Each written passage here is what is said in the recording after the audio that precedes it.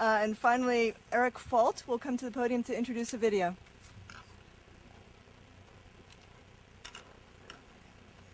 Thank you very much. Thank you. It was a pleasure to meet you. Yeah, I had to get that down dramatically.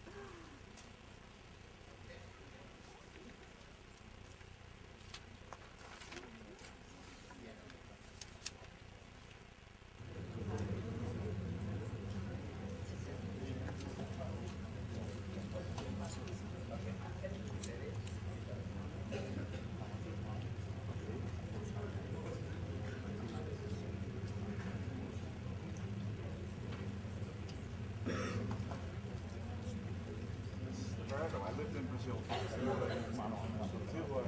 Diferentes cidades, última 2, 3 anos, tive Nobel. Eu represento o movimento de Esperanto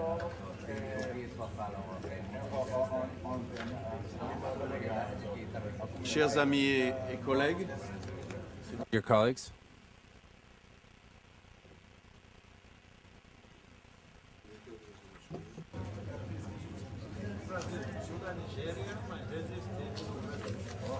chers amis et collègues, nous allons maintenant your colleagues,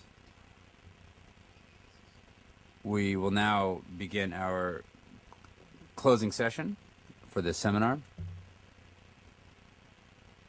We have asked the Brazilian author Paulo Coelho a message to express his support for this event. Mr. Coelho is politically involved and committed since his youth. He is a UN Messenger of Peace. He was named so in September of 2007. His works have been translated into more than 65 languages. They have been largely read throughout the world, and this in the languages spoken in many countries throughout the world. He was born in Rio,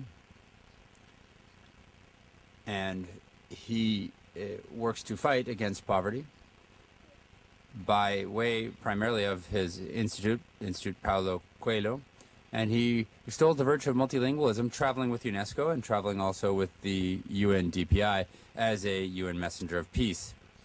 He does so working to strengthen international and intercultural relations and relationships, and we will hear from him right now. Language matters. We see from the dawn of humankind, from the moment that the human being was capable of sharing their feelings, everything changed. We see today most of these languages disappearing. There are languages, on the other hand, that are coming back, like Hebrew, for example, that was a dead language, and now there is a country that speaks Hebrew, or Catalan, or as you see in the Balkans, languages that identify a country.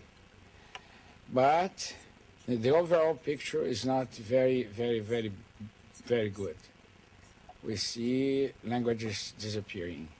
And when a language disappears, it's not the language that disappears. It's also the stories that they had to tell us. It's also their culture.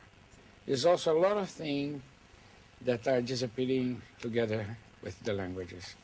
So in a moment like today, that we have one bridge left, and this bridge is called culture. I don't understand probably the way that my neighbor understands a political system or an economical system, but I still understand storytelling.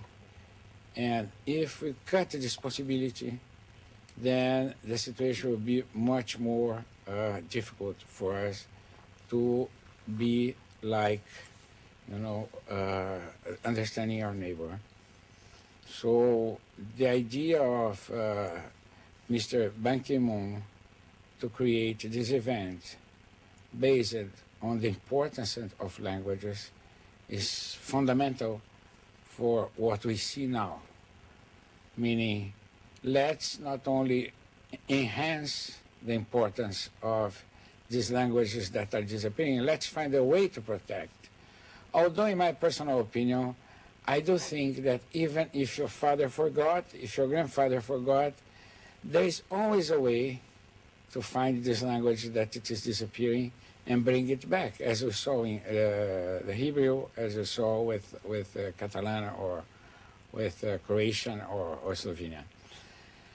So let's fight, and I am, as a writer, I know the importance of a language. Let's fight by all means to find a way to keep these languages that are endangered languages alive. Because otherwise, we're not only losing our capacity to communicate with our neighbors, we are also losing the most important thing, that it is what our neighbor has to tell us, and that can change our lives, and that can change the life of the world and the situation as we live it now.